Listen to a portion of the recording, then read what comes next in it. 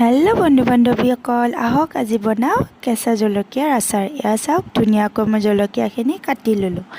এয়া কাটি হৈ যোৱাৰ পিছতে মই মছলাখিনি ৰেডি কৰি ল'লোঁ। ইয়াত লৈছোঁ মই সৰিয়হ গুটি, জিৰা আৰু পাঁচফোৰণ। এইখিনি অলপমান গৰম কৰি এইখিনি মই খুন্দি ল'লোঁ। বেছিকৈ আকৌ ভাজি নল'ব, নহ'লে মছলাখিনি তিতা হৈ যাব। তাৰপিছতে মই তেলখিনি গৰম কৰি ল'লোঁ।